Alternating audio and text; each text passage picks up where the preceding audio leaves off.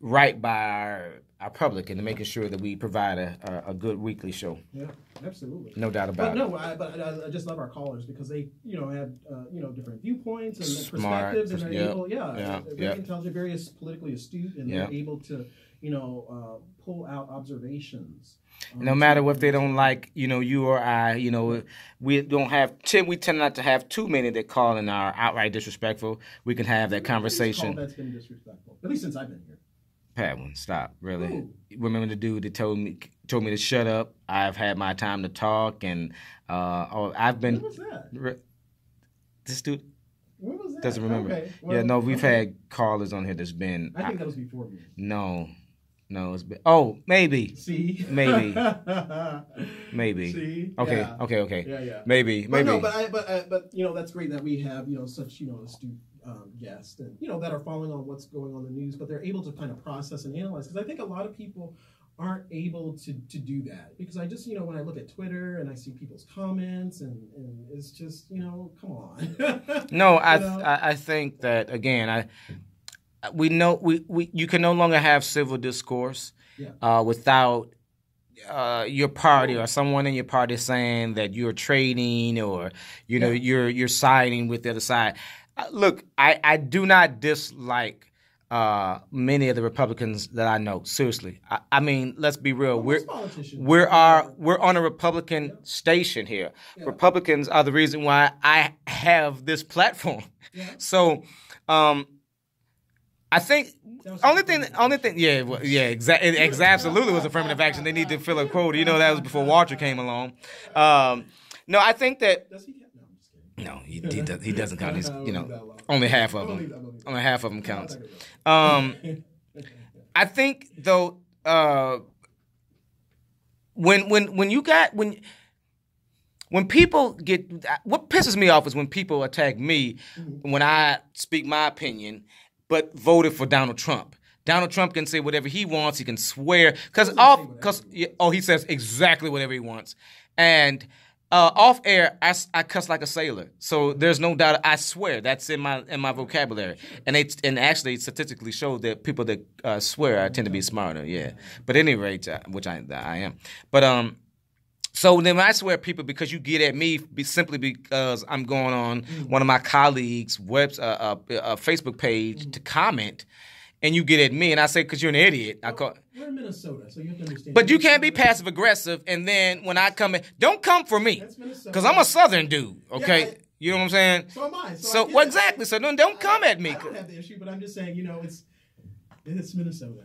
Well, I don't care. Because you see this in the corporate world, too, where if you raise your voice in meetings and stuff, people think you're yelling and just like... And I'm like now, you know how me and you always put pitch in our voice. Now, we used to get our face slapped off at home for putting pitch in our voice, but now that we're adults...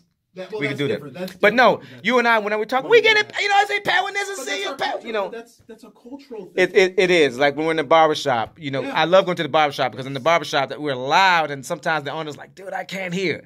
And then we're quiet while he answers the phone. Yeah. And then the moment he gets off, we go right back to a ruckusly loud. So you're absolutely right. And so I'm so passionate about things that I talk about.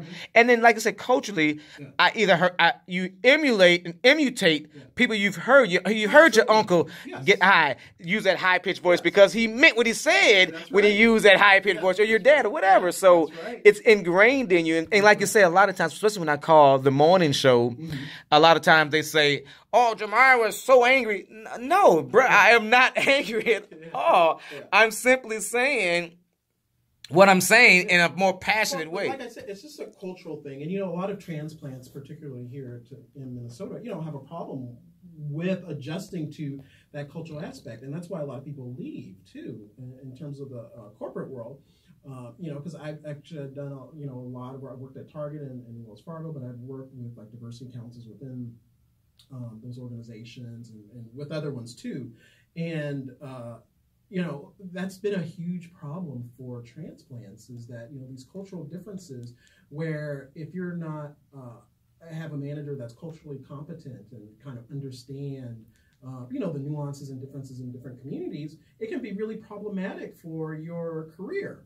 and for your employment, where people think that you're a problem employee because of this. And then some things do need to be discussed, where, I was talking with one diversity director at one of the major corporations here, and she was telling me that she's had an issue with, not her personally, but where managers have come to her about the East Indian population, where a lot of the men that they come into the corporate world, and it's like they are more aggressive, especially in meetings. And if they don't like your idea, they will say you're stupid or that idea is dumb, and it's just like you can't do that here. And then women, they treat women badly too, are more disrespectful. They talk over them. They are like, oh no, that's a dumb idea, or like you said, they were in and it's a cultural thing. Yes, where women are supposed to be submissive. They are submissive. Yes, and they know their place. And I hope I'm not saying that. No. Yeah, no, you're right. So they're not most Arab men, and I'm trying to be culturally sensitive. Yeah, that's true. Arab and Muslim, those women too are submissive. That's right. And actually, let's keep it real. Christian, Black and white women are supposed to be as submissive as you see these coaches. Well, no. Read your Bible. Absolutely. No. Well. So that's an issue, and I knew that's where you're going. No, I know. No. I know exactly what you mean. No, you're supposed to submit. You're supposed to submit to your husband. Yes. As your husband submits to Christ. Yeah. So and that's true. However, but within Western culture, that's why we are more liberal. But we're more liberal. Absolutely. That's what I'm saying. That's why. Yeah, they're more dominant. That's what I'm saying. Our women are supposed to be submissive. That's the good thing about our culture. Not zombie-like, and I don't mean to offend. No, I know. Any other women culturally, but I mean, I'm just trying. It's that word submissive that means negative things now, when really that's not a negative word. Exactly, it isn't. And so nowadays, America, we've taken submissive to mean something have a sexual connotation now. Yeah. When you say or dominating. Exactly. No, and so we're talking biblically, and I think that. Again, that's the problem, though. We have so many different cultural differences, and we're not willing to take the time to understand each other anymore because there's so much hate in the country. But to tie it back into politics, and so that's why with the Christian right taking over the Republican Party, why that's problematic, because even if you look at that passage where women are to be submit to their husbands as their husbands submit to Christ, well, if you look at what that really meant, well, Christ ultimately gave his life for the world, and so who would not be able to submit to a person that had that kind of emotion or that kind of giving of themselves? So you see how that works, how it's kind of a back and forth, in that sense, where that's a good thing. But whereas it seems like on the right, where things get a little bit too much, where they're like submit in a more dominating, bad, negative sense. Right. And then you also see how those verses were also used with slavery too, where they say, well, slaves, submit to your masters. But what they omit is the verses that come right after that, where it talks about how that they are to then, treat their, their enslaved people, kind of like how Christ, like Christ is your master. And so how you then are the master of, of your slaves. And so it really goes and shows how it's all one-sided, where they only look at the verses that benefit them, but then when it talks about what you should do, then, hey, we don't know. Yeah, we don't know what that says. But that's how people misuse these things, and we see it on the left as well, as how they do that, where about these children, about immigration, where then they want to go to the Old Testament and they want to say, oh, look at these passages where you're supposed to treat the stranger with love and all of that. Okay, well, that's all well and good, but then what about those passages where it says for homosexuals and people like that, are disobedient children, you're to stone them? So do we want to do that too? That's not how it works. The problem is the fact that when you get a picture, and the Republicans and this administration can blame media, but that's media's job is to report these things. Yeah. But when you, as a citizen, the first image you see is a child in a cage. Yep. And being separated from the child. Yeah. Rather, the media does that on purpose, because of course they do, because they want you to see that. Exactly. Yeah. So. They're politicizing it, and it should, because it's a serious but the children should be taken away from their parents, because they can't go to jail with the parents. That's why we have juvenile hall. That's why we don't put juveniles with adults. They have places, Pat. Look. We know that because they'll be abused. We know that there's an influx of immigration, right? Yes, so illegal immigration. Illegal immigration, which is only a misdemeanor. But it's still a crime. But it's still yes. But we have facilities set up for that. Mm-hmm. So then we need to put these parents and these children, these families together. Let me say this, together in these jails. Because again, it's not the fault of the child that mom and dad decided to try to find a new way of life. Yeah. And let's mention now, seriously, and this is a fact. Let's also mention that even when the parents are turning themselves into the right place, and I'm sorry, the name escapes me now, what they're supposed to turn themselves into. Oh gosh, what's the name of it? I'm sorry. Whatever the port that they're supposed to turn themselves into, the families are still, the children are still being taken away, and the families. Well, but see, there's other things going on there too, because sometimes those aren't their parents, because a lot of those coyotes are separating people, bringing folks over. That's problematic. You being a black man, just like I do, sometimes.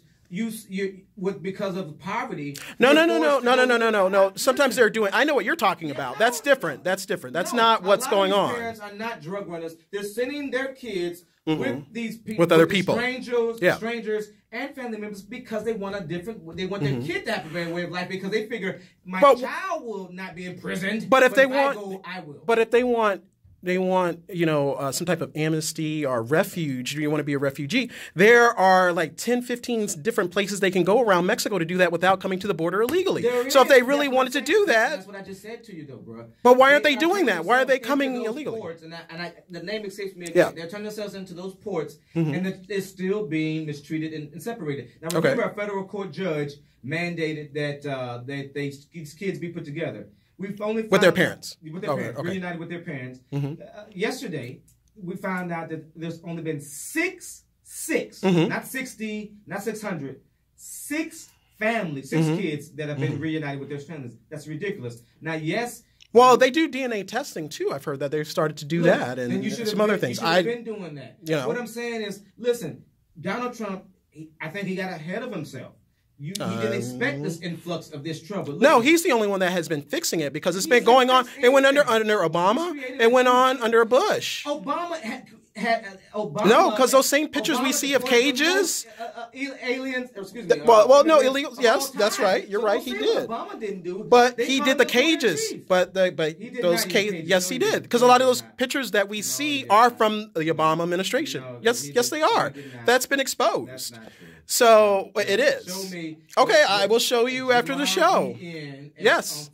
Yes, send him the pictures where it's been shown that they come under the Obama administration. Or at RBN on Twitter. Please provide. But Trump is the only one that is going to fix it. Nothing. Yes, he's the only one that's fixing it. Every time you say that, because see, the Democrats and the Republicans, they really don't care about the immigrants because the Republicans, what they want is the cheap labor and for businesses. So that's why they want the illegal aliens. Yeah, that's right. He's been sued plenty of times for that. And the Democrats want it because of the votes. So it's both sides. Care about these people. No, the Democrats don't care. Oh yeah, because kids can vote for us. Okay. Or the Latino. So you say the Democrats care? Oh, she can vote for us. Okay. Damn right we care. Okay. Well then, why don't they care about black folks? So they obviously don't care about black folks because they're treating more. They're treating the illegal immigrants better than they are native black citizens that have been here. We've been here 400 years. 400 years next year. You're right, because Republicans haven't come up with a damn plan to help us. Well, actually, Trump has. He has a 10-point plan. He talked about it in his Gettysburg and Charlotte speeches. He's it's the Congressional Black Caucus that's holding things up. Oh, is it? Well, really, it's all of the black leaders that he has been approaching that's saying, "Oh, we don't want to have anything to do with you. We don't want to talk to you." Because what about all those stars? What about all those stars who? What about all those stars when Trump said, "Oh, why don't you come and give me some names for people to, to get out of prison?" And then they're like, "We're not going to talk to you." That's so dumb. That is so dumb. Whoever is in those seats of power, I don't care if it's a Republican, a Democrat, independent, whoever, you need to work with them because they're the ones who are in those seats of authority. He needs to work with them too. I agree. Yeah, it goes both ways. Absolutely. I agree. Not just the lip service. But that's when you hold him accountable because he, as an elected president, he is the only one that has spoken out in recent years about black issues. with that 10-point plan. Obama went to the NAACP. No, he He didn't. went to the Urban League. Yes, he did, and they cussed him out about it because he told black folks it's time to be accountable for your own community. Black men, stand up. That's right. I just heard that today. Yes. Yes. Put on your beds. Get out of your bed slippers. And then he came out with My Brother's Keeper. But you know what? Which didn't get any funding. Yes, he did. Oh, no, he didn't. Totally. But he could have done things with his pen, as you say, through executive orders, the same way that Trump was doing things. He did not. He did absolutely nothing for the black community. Yeah. He did absolutely nothing. But Trump. But if you look at Trump wants to undo all the things that Obama has been doing. If we had politically astute leadership, they would say, okay, well, let's go to Trump and let's say, you know what, Obama didn't do these things. How about you do that, and you'll get the credit for it. That way, it gets done. That's how we can get it done. Yeah, right. Ladies and gentlemen, thank you for joining us on the Post Show Podcast. I'm Jamar Nelson. I'm Patwin Lawrence. And we got the best producer in the house. Ladies and gentlemen, make sure you're listening to us this week when you're jogging and running in your car. Again, I'm Jamar Nelson. I'm Patwin Lawrence. Thanks, ladies and gentlemen. Tune into us next weekend, next Saturday. Go France. Bye.